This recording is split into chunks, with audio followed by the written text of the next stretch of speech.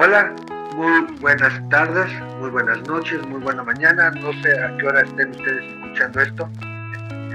Sí, la cita de hoy creo que es interesante para contextualizar también un poco el nombre de este espacio, el nombre de historias de amor, de locura y de música.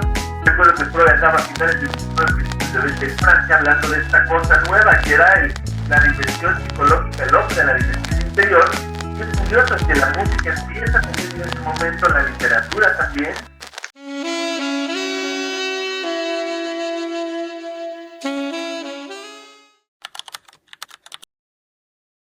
Hola, muy buenas tardes, muy buenas noches, muy buena mañana. No sé a qué hora estén ustedes escuchando esto, pero le damos la bienvenida. Es un espacio que hemos estado cultivando con muchas expectativas de temas muy interesantes. Hoy le toca en realidad a quien tuvo la idea original de este espacio, lo cual es muy interesante, Braulio Chatone, acompañante terapéutico, psicoterapeuta, con muchísima experiencia con la locura, lo cual va a ser una fuente muy importante para esta discusión este día. Pues le doy la bienvenida a Vladi, que hoy nos va a hablar precisamente sobre el autor que da pie a este espacio. Vladi, bienvenido, amigo. Bien, hola Radamés, ¿cómo estás? Buenas tardes a nuestro Hola, ¿qué segundo tal? ¿Cómo programa. están, Mane querido, Vladi querido? Un gusto estar con ustedes otra vez en esta cita que ahora es terrorífica de alguna manera. Sí, la cita de hoy creo que es interesante para contextualizar también un poco el nombre de este espacio, el nombre de historias de amor, de locura y de música. Hablábamos en los avances del programa y de otros encuentros que nos gustó mutar el concepto de música por muerte, porque la música siempre le gana a la muerte. Y hoy es un día interesante para poder hablar un poco acerca de quién es el mentor de este nombre, aquel que nos ha permitido pensar en estas historias de amor, de locura, y él decía de muerte, nosotros le pusimos de música. Hoy vamos a hablar un poco acerca de Horacio Quiroga, que es el autor de aquel libro tan recordado, llamado Historias de amor, de locura y de muerte. La vida de Horacio Quiroga es una vida signada por estos tres elementos, ¿no?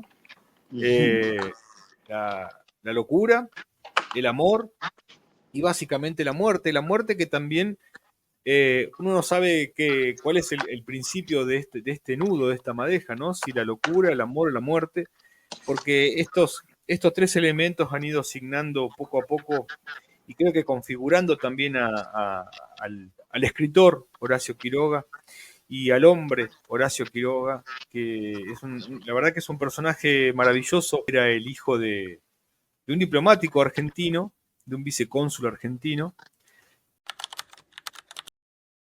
El papá de Horacio Quiroga era pariente cercano de un caudillo argentino muy caro en nuestra historia llamado Facundo Quiroga.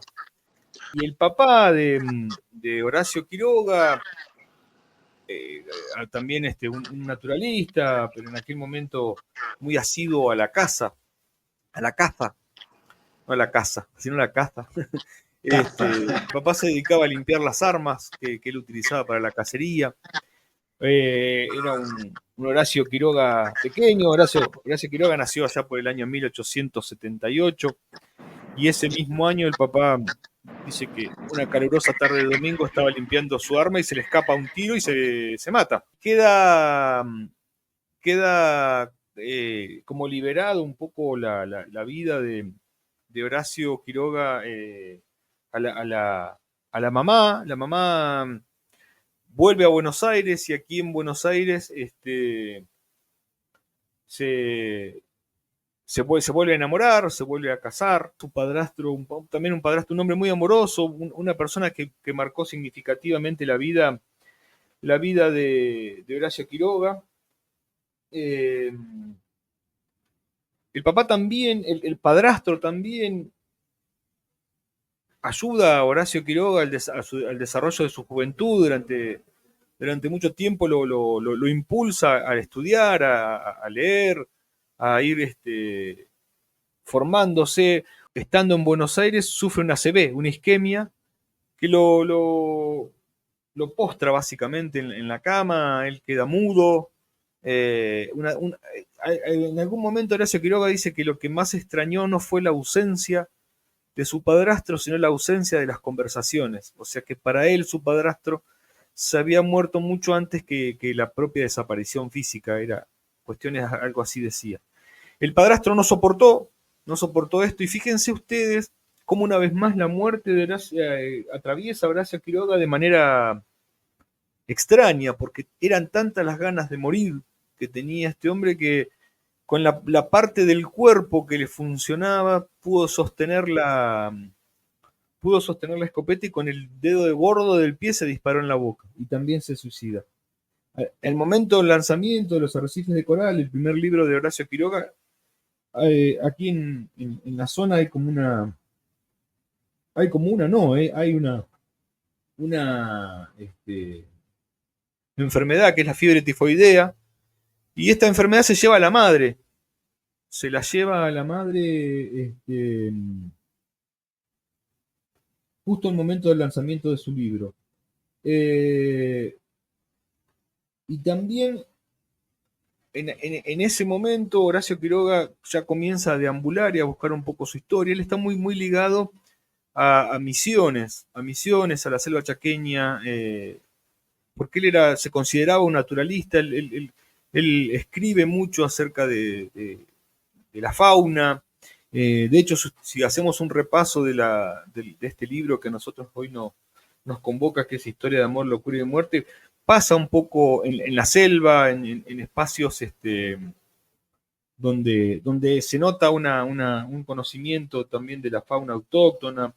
Hay uno de una araña que estaba en una almohada, bueno, también ahí cuenta un poco de eso. La gallina degollada también cuenta un poco algunas cuestiones que hablan de bastante costumbristas.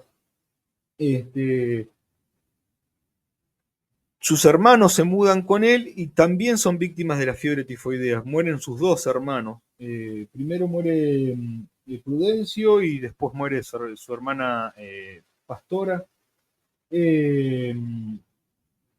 Quiroga hace una crítica bastante dura acerca del libro de su mejor amigo.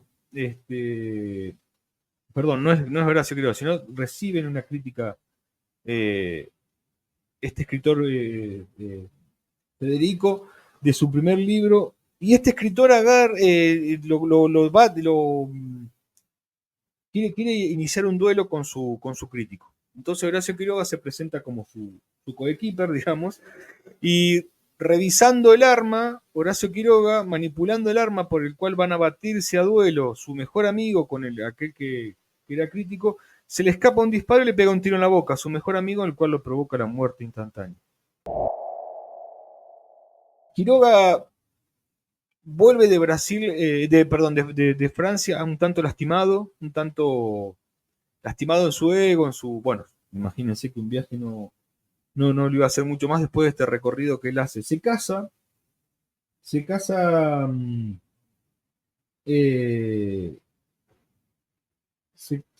con no encuentro aquí el nombre de su mujer, pero con una mujer que lo va a acompañar, y va a ser creo que uno de sus pilares principales.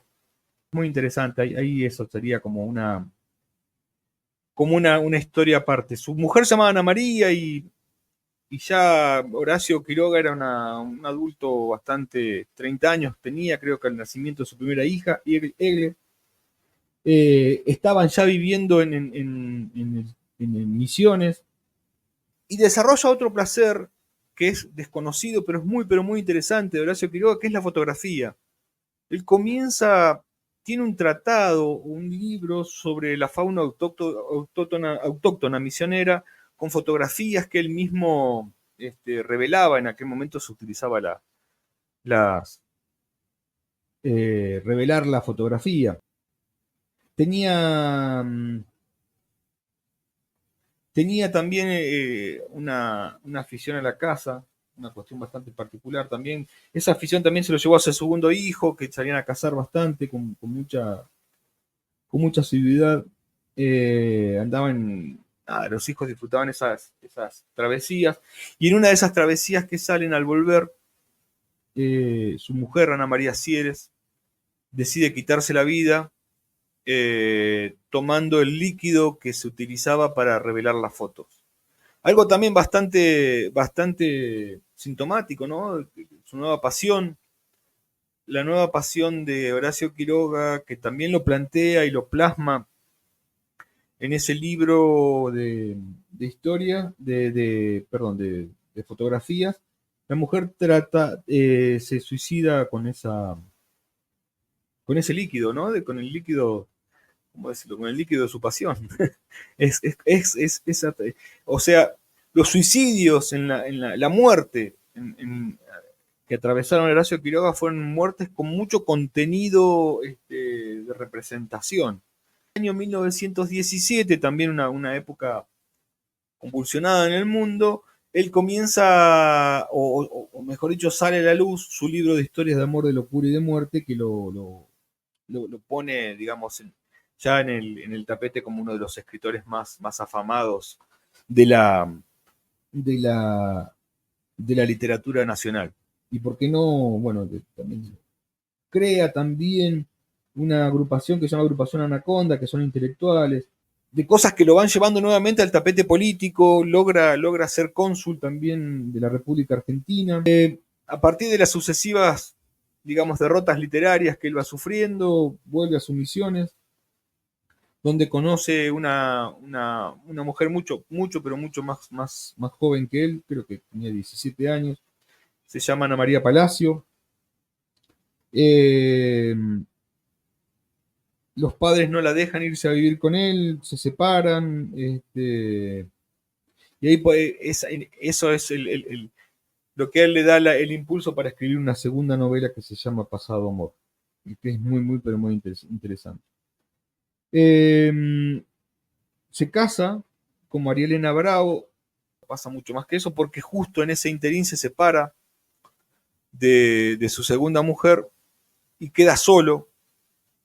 Sus hijos lo abandonan, él queda solo, se convierte en una especie de ermitaño, y ya cuando sus dolores se hacen básicamente insoportables, Horacio Quiroga decide venir acá a Buenos Aires.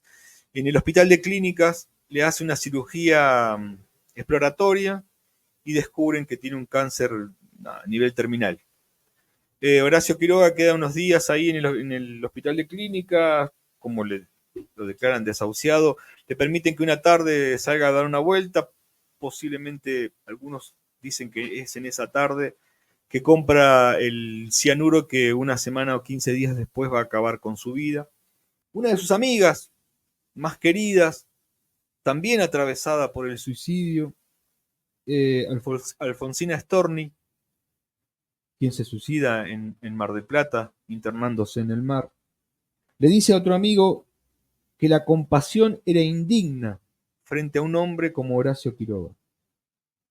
Y ella escribió, ante la muerte de Horacio Quiroga, dice: morir como tú, Horacio, en tus cabales, y así como siempre en tus cuentos, no está mal. Un rayo a tiempo y se acabó la feria. Allá dirán, no se vive en la selva impunemente. Ni cara al Paraná, bien por tu mano firme, gran Horacio. Allá dirán, no hiere cada hora que queda escrito, nos mata el final. Y así es como su amiga lo despide. Hay unos rasgos de aquellos que leen a Quiroga de Allan Poe, ¿no? En el momento en que salió sus cuentos de amor, de locura y de muerte, no fue difícil tratar de compararlo con Kipling, ¿no? Ese libro de la selva de Kipling, y los cuentos de amor, de locura y de muerte también tiene que ver con eso, con esos espacios. toda la literatura de Horacio Quiroga fue atravesada, algunos decían morbosamente, yo diría expiatoriamente, fue atravesada por la muerte y la tragedia. ¿Cómo no serlo, no? Ahí donde esté nuestro querido Horacio, hoy le damos las gracias por ser nuestra musa inspiradora en este momento. Y cómo no compadecerse, ¿no? Cómo no compadecerse ante el alma de Horacio Quiroga y cómo no disfrutar esos cuentos de amor, de locura y de muerte. Bueno, a Horacio Quiroga, donde esté, la verdad que una historia apasionante y una historia casi de cuento, ¿no? Amigos. Comentaba que en la infancia a mí me encantaba leer mucho más letras que notas, pero a la medida que uno se vuelve aficionado a leer notas, uno tiene que escoger el tiempo entre leer las letras o las notas. Pero me recuerdo muy bien del cuento de la almohada, en el sentido que tengo la impresión de haberlo leído, de que la araña se comía y se chupaba a la niña, aunque no me recuerdo mucho, pero me causó profunda impresión la literatura de Horacio Quiroga. Yo era muy asiduo también la de leer cuentos de Lovecraft y de Edgar Allan Poe, pero no, hasta ahora que platicamos de Horacio Quiroga, y malo uno porque a veces uno es medio eurocentrista, yo pecaba mucho de eurocentrismo en la juventud, deja uno leer a clásicos como este, y ahora con el pretexto del programa me puse a leer poquitito, brevemente, un poquito el cuento del hombre muerto y un poco de la biografía de Horacio Quiroga, y un poco a ver qué pasaba con la música y el terror, ¿no? Que es más o menos un poco por lo que vale la pena invitarme, según esto, aunque no sé si a veces vale la pena. Pero bueno, viendo eso me impresiona mucho, y no sé si están de acuerdo, porque yo evidentemente en literatura no soy experto. Tengo la impresión de que la historia de la literatura de terror empieza a finales del siglo XIX con Poe, con Lovecraft y con los ingleses. Quizá en Alemania algo así, lo cual lo hace a él un personaje fascinante, una especie de pionero de este tipo de terror psicológico, de novela de la muerte, que por lo que estuve revisando, en la música es muy extraño. Normalmente uno busca temas y encuentra cantidad de material. A mí para mi mitad no me preocupa, la música atraviesa todo, es interseccional, horizontal, como quieran llamar ahora. Y al ponerme a buscar me doy cuenta que la música de terror es una novedad que empieza justo con la literatura de terror y el cine. Antes de eso, por más que estuve buscando cosas que fueran realmente lo que conocemos nosotros, los post-bomba atómica, como música de terror, no hay nada. Vamos, hay algunas piezas de brujas, como mencionaba, quizá lo de los dioses, como mencionaba la vez pasada, quizá canciones con algún tema, pues sombrío, pero el terror fue algo muy novedoso al final del siglo XIX y principios del XX, no solo para el mundo anglosajón, sino también para el mundo francés, para el mundo hispano, supongo que el alemán, no tuve tiempo de revisar la biografía en alemán, pero me impresiona cómo la humanidad habíamos rechazado de alguna manera hablar de estos temas, del suicidio, de la muerte, de manera oficial en nuestra literatura, ¿no? Y con tanta crudeza, ¿no? Con tanta crudeza y tan enfrente, tan puesto enfrente de uno, con esta aparte dimensión psicológica, y fue de ahí donde yo, bueno, hablando de la música y de esta dimensión psicológica, porque ahora que leía un poquito del cuento del hombre muerto, es impresionante cómo él al morir, mientras él muere, que va a morir en 5 o 10 minutos con el machete clavado al costado, es la historia de un tipo que cae, brevemente les resumo, está limpiando su bananal, cae sobre el machete, se le entierra, y él empieza a narrar cómo muere. Y desde su punto de vista el tiempo es lento y le da tiempo a reflexionar y tal, que es horroroso, porque lo sitúa uno en el futuro de nuestra propia muerte, que dice, no, ¿cómo será cuando yo muero y qué estaré pensando? Y en ese sentido es profundamente psicológico, y aquí Manuel nos puede ayudar bastante, con él siendo un gran psicoanalista, y tú también, Vlad, y yo ustedes son los expertos en psicoanálisis. Me impresiona porque también por esas fechas, en el siglo XIX, aparece la novela de Wozzeck y se hace una primera ópera, que es la ópera de Wozzeck de Alban Berg, que es una ópera que a mí personalmente me fascina. Hay películas ahora, una película muy buena de Wozzeck también con Klaus Kinski, por si la quieren revisar, dirigida por Werner Herzog. me impresiona cómo esta parte psicológica del ser humano hace su aparición, pues no es de extrañar, a finales del siglo XIX, con los primeros expertos en psicoanálisis en Francia, con los que estudia Freud, supongo ustedes saben más de eso, yo no me recuerdo los nombres, pero sí me recuerdo que Freud andaba a finales del 19, principios de 20 en Francia, hablando de esta cosa nueva, que era la dimensión psicológica del hombre, la dimensión interior, y es curioso que la música empieza también en ese momento, la literatura también, y bueno, yo sí, eso sí puedo decir, me leí en algún momento todos los cuentos de Edgar Allan Poe y todos los cuentos de Lovecraft, y sí encuentro que está, yo no sé si era parte del espíritu del tiempo, aquí estaría interesante eso discutirlo, ver su opinión, que tienen otro bagaje cultural muy distinto, pues si hay algo en la humanidad que nos motiva a ver hacia adentro y hacia el terror y hacia la muerte de manera tan descarnada y tan enfrente, y esto lo planteo más como pregunta, a finales del siglo XIX, quizá por las crisis tremendas que hubo, ¿no? Recordemos que en Europa se intentó una moneda común a finales del siglo XIX y fracasó, un proyecto globalizador como el que nos tuvimos en los 90, hubo un intento de ese proyecto a finales del XIX y fracasa rotundamente, y hay una decepción grande con la humanidad por las guerras prusianas a finales del siglo XIX y la desaparición del imperio prusiano, y son los antecedentes de la Primera Guerra Mundial. Entonces yo no sé si todo eso tiene que ver con que los artistas, por ejemplo, Alban Berg, haga Lulú, haga Bosque, que son, Bosque que es la primera, cuando menos obra musical, que nos pintan la realidad a través de alguien que no está psicológicamente estable, digamos, ¿no? Bosque que es un tío que sufre de alucinaciones, que sufre de problemas mentales, y es la primera vez en la historia, cuando menos de la música, no sé, de otras áreas, que vemos el mundo a través de alguien que sufre de problemas mentales, lo cual es extremadamente interesante. Y bueno, a mí se me ocurrió relacionar todo esto con Quiroga por toda la cuestión de su vida y su enfrentarse con la muerte, que lo veo ahora que es que el pobre, bueno, diríamos ahora tuvo una mala suerte tremenda, ¿no? Yo no sabía lo del suicidio de su padrastro, seguramente que se había suicidado, pero no de la manera tan horrible como le toca a él presenciar los hechos, como testigo de primera mano, nosotros, a ver si sale algo interesante, el hecho de por qué, cómo el hombre a finales del 19, principio del 20, ¿no? Bueno, el hombre occidental, no sé, en otros lados, y el americano, de alguna manera, volteamos a ver estos temas que son muchos de los temas que aborda la psicología, ¿no? Y que estaban un poco, eran tabú de tratarse en el arte. Entonces, bueno, ahí dejo eso sobre la mesa de cómo lo veo yo. Y de la poca música que encontré, excepto de películas, anterior a Alban Berg. Digo, parece como dices bien, Vladimiro, y esto te lo propongo así como una propuesta, un comentario para que lo podamos discutir, que la escritura es también una apuesta frente a la muerte, ¿no? En el sentido también está muy freudiano que la pulsión de muerte es la inmovilidad y la escritura algo instrumenta a nivel de lo simbólico. Ujú, ujú.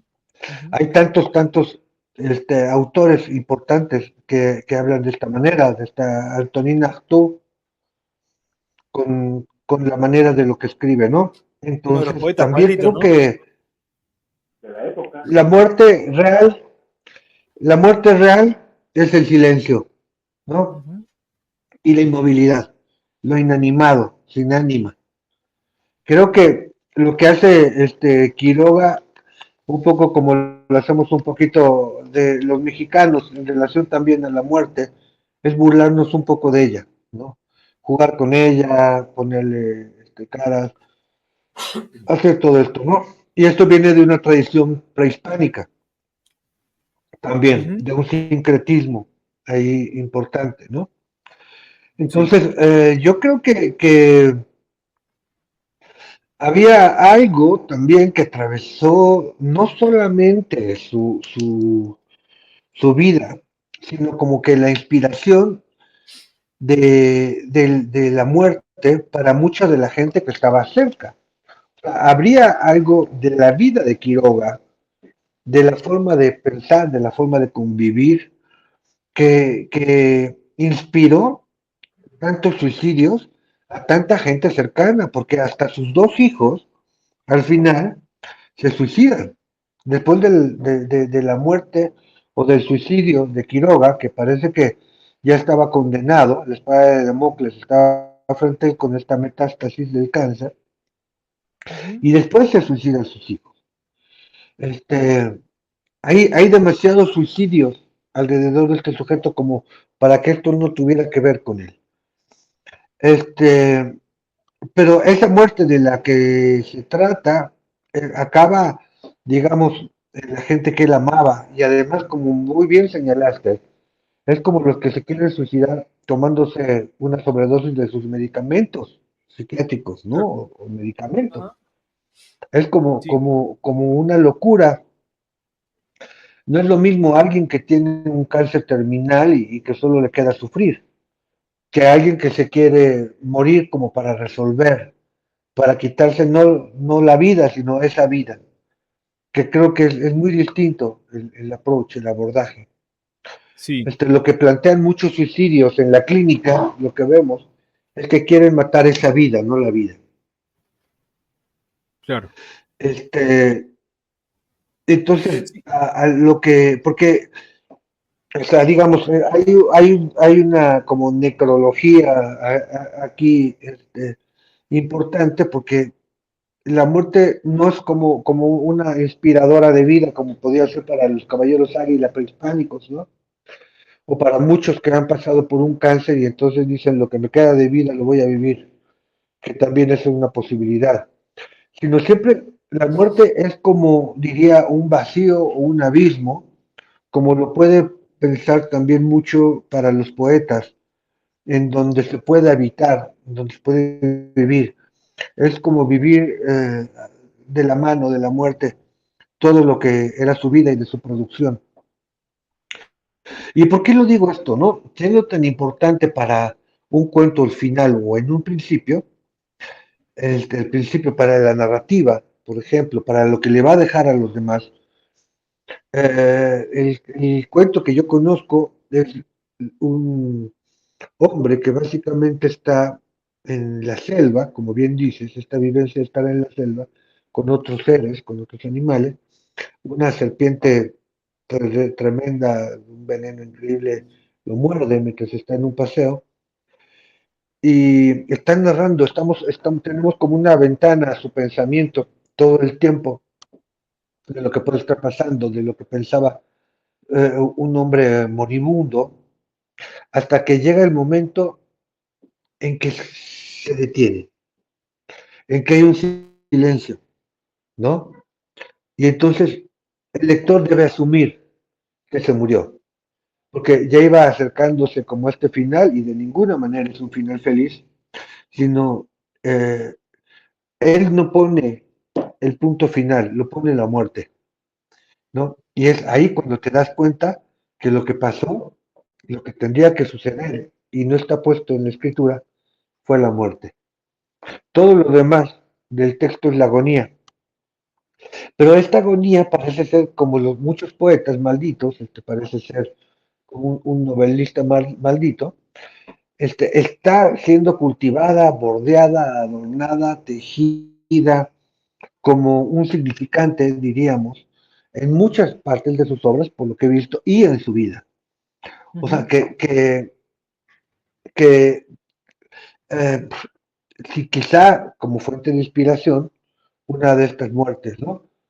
Que se opone. Por eso es interesante también lo que estamos hablando acá. Quizá también en la locura como una muerte psicológica, en estas formas de locura, o para pensar esto, como bien dices, Vladi, que el síntoma de esta forma de la muerte es la locura, ¿no? ujú. O sea, más bien, el síntoma de esta locura es la muerte, ¿sí? Exactamente, sí, sí, sí, Este, sí. la muerte de los demás, la muerte propia. Ahorita nosotros, digamos, vamos a poder discutir de todo esto que hemos planteado los tres, ¿no? Pero parece ser que hay ahí leitmotiv en el centro que es la muerte, y qué vida, porque también le gustaba la vida que no era humana, ¿no? La vida de la selva, escuchar el río, escuchar las aves, ¿no? Hay otra forma de expresión de la vida, pero está toda llena de muertes. Si te pones a ver la selva con cuidado, está llena de cadáveres, y desde el cadáver viven muchos, ¿sí? Nosotros mismos, si lo vemos así, hasta cuando comemos un buen bife, es un pedazo de cadáver. Entonces, pero está ahí todo el tiempo, ¿no? Permíteme acabar, Radamés. Ahorita que acabe, por favor. Entonces, hay alguna manera que lo ha cultivado muy bien este hombre, como para poder continuar y continuar toda su producción. O sea, tendríamos que ver un poquito también su vida. En su vida tuvo varias esposas, varios hijos, varios suicidios, o sea, varias muertes, ¿no? Dentro de un hombre muy culto, como si hubiera algo, una fuerza potente que no pudiera detener. Pero vamos a pensar también en Edgar Allan Poe, por ejemplo.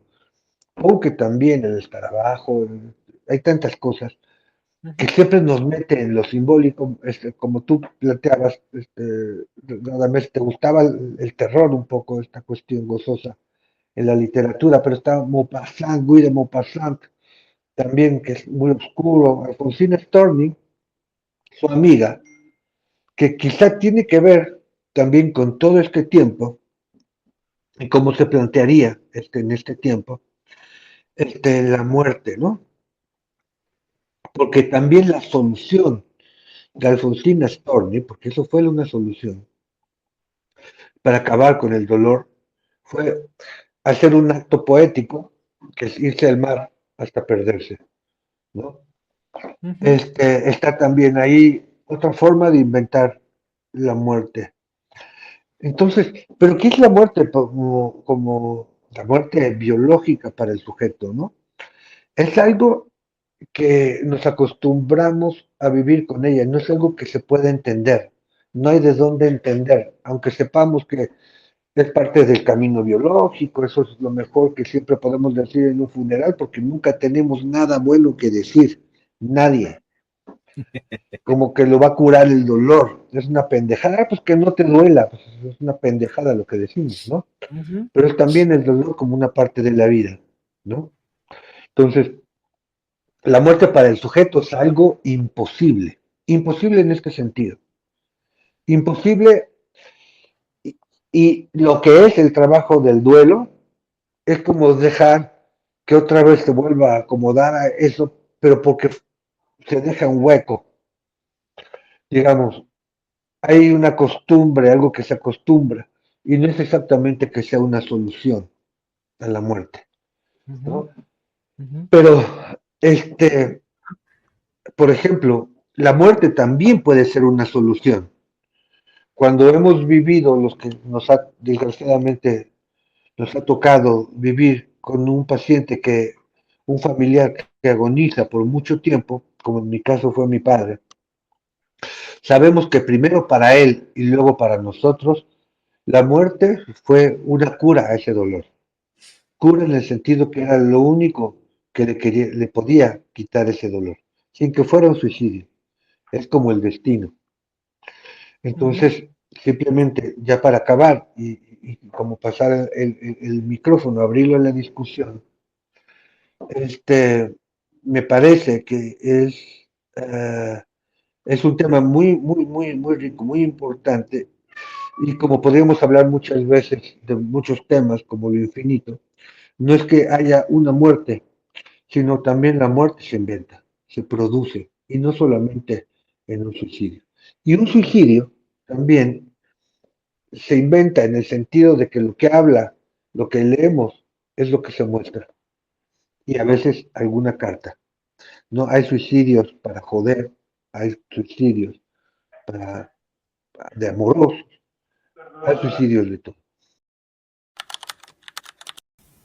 Yo quería comentar, aprovechando el comentario de más es un aceptado así en este caso horrorífico, yo nunca había pensado en la muerte así como una muerte para joder o muerte con un propósito ulterior, ¿no? Eso me parece muy interesante, ¿no? Entonces habría que ver qué nos quiere decir Quiroga anteriormente. Yo lo voy a releer después de esto bastante, porque nunca le había encontrado yo este ángulo en el que tiene que ver con todas estas otras personajes de la literatura y lo que es el Zeitgeist, dicen los alemanes, el espíritu del tiempo, en el turn of the century, dicen los ingleses, en la vuelta del siglo, ¿no?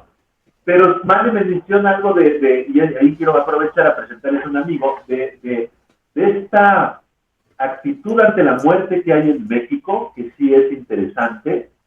Yo puedo atestiguar que después de haber habitado entre vikingos y sajones durante algunos años, allá la muerte entre ingleses, sobre todo entre ingleses y americanos de Estados Unidos,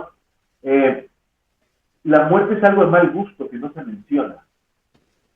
Si uno cuando está en esas sociedades interactuando, se da uno cuenta que ahí les horroriza solamente hablar del tema. Yo me acuerdo de haber mencionado la muerte en mi inocencia de la juventud entre anglosajones, y me veían espantado como si hubiera violado alguna regla, como escupir en la mesa o no sé. La muerte ya no se menciona, y una constante que yo encuentro en la cultura estadounidense y quizás sajona un poco menos es evitar por todos los medios posibles la decadencia del cuerpo y el acercarnos a la muerte, ¿no? Tiene cualquier clase de pastillas y menjurjes y brujerías y técnicas para retrasar la muerte y permanecer en una juventud ilusoria, ¿no? Pero en México no, en México sí abrazamos a la muerte un poco y jugamos con ella, y es considerada compañera de juegos en cualquier conversación. Y entonces aprovecho para mostrarles un pequeño amigo que hacemos aquí en México, que es esta calaverita que siempre festejamos, ¿no? Y yo aprovecho esta otra calaverita también. Aquí hacemos calaveritas de todo, ¿no? Les presento aquí un par de compañeros. Es una artesanía mexicana que se hace siempre en el día nosotros decimos el día de los Judas, al final de la Semana Santa. Entonces salimos y ponemos nuestros Judas, que muchos son calaveras, y los volamos en pedazos, aunque ahora ya están tan caros que ya la gente no los vuela, los colecciona, pero cuando en mi infancia me acuerdo de ponerlos con el abuelo y volarlos con fuerza, ¿no? Y bueno, eso me parece sí fascinante de Quiroga, que enfrenta la muerte. Y la otra parte que yo podría comentarles algo que me mueve, que me siento identificado, es la selva.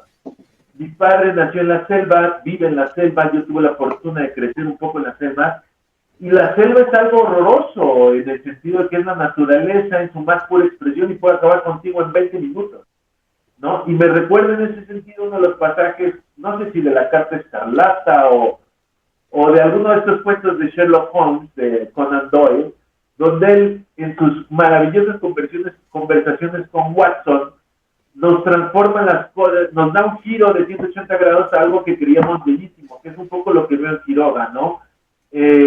La selva que uno puede ver como algo, la naturaleza linda que nos recibe, como algo que se puede matar. Y recuerdo esa conversación de Watson donde van en el tren, me parece, y le menciona Watson a Holmes, le dice: mira Holmes, qué bello paisaje campirano inglés aquí, tan bello, ¿no? El pasto, las vaquitas y todo, y la cajita ahí, dice: ¿cómo me gustaría vivir ahí? Algo así le dice. Y Watson, y Holmes, en su acidez y en su época, muy de acorde con Poe y con Lovecraft y con todos ellos, que nos transforman algo bello en dos palabras, en algo horroroso y mortal, le contesta Holmes a Watson y dice: no, sí, es maravilloso, dice, para ti, pero para mí como detective es espantoso. Dice: pero ¿por qué es espantoso la casita del campo? Dice: porque no hay una persona en 20 kilómetros de la redonda, tú vives solo en una casita y puedes entrar a asesinarte en la noche sin ningún problema, y tú le transforma su bella y idílica campiña inglesa en un lugar horroroso y perfecto para un asesinato, que es uno de esos diálogos que yo, cuando me marcó de Holmes, que le dice: eso que tú piensas que es maravilloso es un espanto. Pienso que es un poco lo que hace Quiroga, ¿no? Con la selva, ¿no? La selva que es esta cosa idílica. Por ejemplo, en García Márquez, ¿no? Es realista, mágica, aparecen mariposas y todo, que la selva tiene algo de eso. También tiene una parte espantosa. Tú vas caminando, viene una culebra, te pica y mueres a los 5 minutos, ¿no?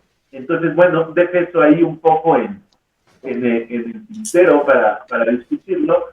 Y bueno, me impresionan los conceptos estos de que el suicidio puede tener un propósito. Sí, Te sigo comentando un poco de la selva. A mí me tocó un poco crecer en la selva y ese sí es un monstruo que lo ataca a uno. Y ahí me identifiqué más con Quiroga que con García Márquez, ¿no? Que también habla de la selva, pero él habla de la selva más profundamente, ¿no?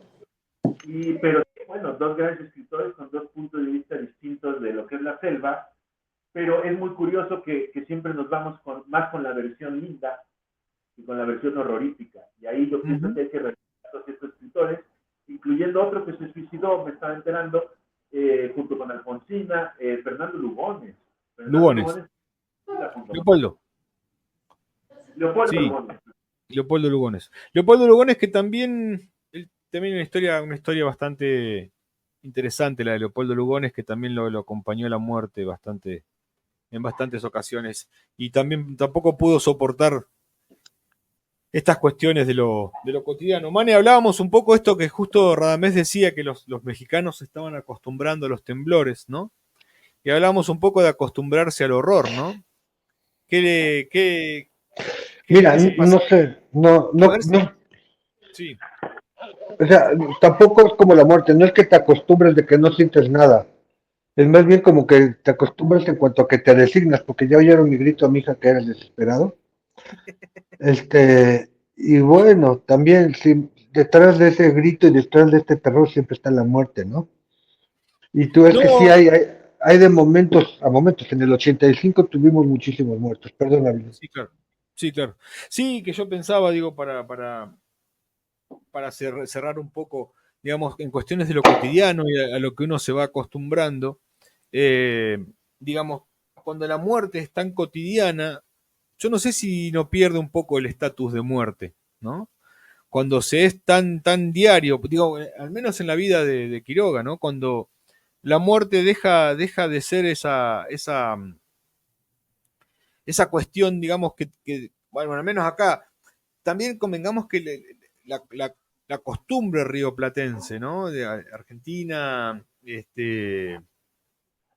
Uruguay, tiene el tango, que el tango tiene esa cuestión tan melodramática que a veces también atraviesa estas tres conceptos, ¿no? La locura, el amor y la muerte. Hay, bueno, casi toda la histografía del tango tiene que ver con el amor, indefectiblemente. Mucho de ello tiene que ver con la muerte. Y hay un tema de Piazzolla que habla de la locura, ¿no? Ya sé que estoy piantao, canta, ¿no? Piantao quiere decir loco, ¿no? Eh, y también recorre en la cotidianeidad rioplatense el concepto de esta magnificencia ante la muerte, ¿no? La muerte se vive de una manera absolutamente diferente. Pero cómo esto hizo en Horacio Quiroga algo diferente, cómo atravesó, porque a veces en el suicidio es una muerte buscada, una muerte anunciada, había también, Puig también había escrito, ¿no? Creo que era Puig que hablaba de la muerte anunciada, no sé si era él. Eh, pero, No, pero, fue Gabriel García Márquez. Gabriel García Márquez, muy bien, muy bien. Bueno, también, ¿no? Esta cuestión de lo inesperado para él. Fíjate que hasta su amiga que se horroriza ante esta cuestión del ensañamiento de la vida o de la muerte con Quiroga, termina tomando la misma decisión que Quiroga y termina suicidándose, ¿no? Hay hasta como una cuestión maldita en el nombre Quiroga, hay hasta como una cuestión maldita entre aquellos que rodeaban a Quiroga, es la muerte accidental de su amigo en manos de él mismo, no podía ser más horrorosa. Y cómo Pero por eso te digo, Sí, perdón, sí, dime. discúlpame que te interrumpí, no te No, no, quiero no es, interrumpir. no es interrupción. No, no, no es que podamos nombrar y solucionar la muerte per se, porque en su naturaleza es la inmovilidad y el silencio. Ujú. Lo que sí podemos decir es que inspira, está mucho más profundo, digamos, 3 metros bajo tierra, y lo que hace es que inspira. Te voy a leer Dime. algo que hacemos los mexicanos, para poder lidiar con esto, Ujú. que se llaman calaveritas. Es un poco apuntando a lo que planteaba Rames. Radamés, ¿no? Por ejemplo, tenemos calaveritas de muchas cosas, ¿no? Ajá. Calaveritas del COVID, Ah, mira. ¿quieres uno para Andrés Manuel López Obrador, para la suegra, como del Día de Muertos? ¿Cuál quieren? El que vos quieras. El que A más ver, te les voy guste. a presentar primero el de la suegra. Ah, vamos. Con singular sutileza su nariz en todo metía, para suerte de la nuera, la calaca la quería, ¿no? Es una lógica así de que la calaca es la muerte, o sea, está como haciéndolo un sujeto, ¿sí? Una persona, la muerte, como la Ujú. cizaña, ¿no? La guadiana, ¿no? Entonces, pobre de la suegra metiche, su vida le arrebató, pues la muerte sin vergüenza, sin pensar se la llevó, ¿no? Es un poema. Muy bien, Ahí les va otro. muy bien. Al peje, dice Andrés Manuel López Obrador. La Catrina está decepcionada. Ustedes ven esta artesanía que hay de la muerte vestida con unos vestidos hermosos, ¿no? La Catrina está decepcionada. Esperaba más de ti. La dejaste ilusionada. La violencia no has podido revertir. De la fuerza, la este está muy feo porque es de derecha. Ahí les va. Calaverita COVID. Ah, para ahorita COVID. Estaba ya harta la muerte. Veo cómo es una persona. Ajá. Estaba ya harta la muerte de tanto necio, que todo deja la suerte y a su vida no pone precio, ¿no? Ahí, necio precio. Sí, Con quedarte en casa y un trapo en la cara, del bicho te salvas, no es cosa tan rara, ¿no? está muy bien. Hay muchas, pero es algo que solemos hacer como poetizar, como ser una metáfora de lo que es, como diría Lacan, un real, como imposible de nombrar, ¿no? Yo rápido, nada más quiero mencionar Alfonsina y el mar, no me mencionar la Este, canción del mar. Alfonsina y el mar. Era Evidentemente, música. Mercedes toda Sosa ajá. cantaba. Alfonsina que Sartori, la pareja de Quiroga. Sí. Sí, yo creo que esto eh, esta cercanía con la muerte de Horacio Quiroga, indefectiblemente fue constituyendo en él alguien diferente y se ve a lo largo de toda su obra. Y que yo no sé si él con su obra intenta escapar del horror de la muerte que lo persigue o intenta hacerse amigo de esa muerte que en él en definitiva después busca y encuentra, pero yo no sé si él busca y encuentra la muerte como algo ineludible o busca y encuentra la muerte para esto que decías vos, Manes, para huir de esa muerte segura. Porque por ahí él lo que me parece que en su suicidio no es escapar de esa muerte segura, sino es como encontrarse con una amiga, ¿no? Esa muerte que no es la muerte común que lo encontraría él con su cáncer posiblemente en una cama, sino él me parece que busca más a esa muerte amiga, que es la muerte disruptiva y con la impronta de su propia decisión, como dice ahí Alfonsina, ¿no? Que es de su propia mano. Es un acto de libertad, Sí, sí, yo creo que último. sí. Ujú, ujú, ujú. Sí, pero ese acto de libertad también él lo hace como yendo en busca de alguien que conoce, me parece a mí. Que, digamos, que lo ha herido a lo largo de toda su vida, que lo ha acompañado a lo largo de toda su vida, pero que en definitiva él, no sé si se ha acostumbrado, pero ha sido lo cotidiano para él. Desde los 2 meses hasta lo largo de toda su vida lo acompañó a la muerte de las maneras más horrendas, ¿no? Esto es tan duro y tan bestial que hemos tenido que negarlo para inventar el cielo Ujú, claro, ahí está. Sí, sí, sí, maravilloso. y Me ganártelo, parece, vivir en función de esto. me parece que con eso podemos terminar. La verdad que nuestro segundo programa ha estado signado por imprevistos, eh, pero siempre nos encuentra en este maravilloso espacio bueno, que poco a poco vamos a ir construyendo o destruyendo de acuerdo a nuestras propias costumbres. Amigos, Como siempre es un maravilloso placer compartir con ustedes estos momentos y ojalá que todos los momentos sean así de disruptivos y que podamos ir construyendo poco a poco este espacio. Vladi, querido, Encantado de verlos a todos. Vas, Radamés.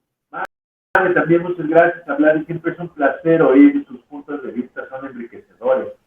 Y bueno, la cantidad de cosas que se lleva uno, yo me llevo de tarea releer otra vez a Quiroga, me fascinó. Gracias por proponer el tema, un pilar de la escritura española que de verdad pienso que se debe de conocer más, ¿no? De alguna manera es un vínculo con esta tradición europea del horror que nace del neogótico, del neoromanticismo, del siglo XIX, ¿no? Y que es un presagio de la modernidad, ¿no? Entonces les agradezco mucho sus puntos de vista y la invitación y ojalá sigamos con este espacio ya sin temblores y sin amenazas externas. Muy bien. Lo primero que me llega para concluir mis palabras es esta frase que no sé ni de quién es, pero que seguro la han escuchado, que nacer es empezar a morir, ¿no? Entonces, al mismo tiempo que es tan brutal, nos ayuda a saber que somos limitados y que no podemos perder tiempo, que hay que vivir. Gracias a ustedes también, un honor compartir este espacio. Amigos, muchas pero muchas gracias. Abrazos a todos. Chao.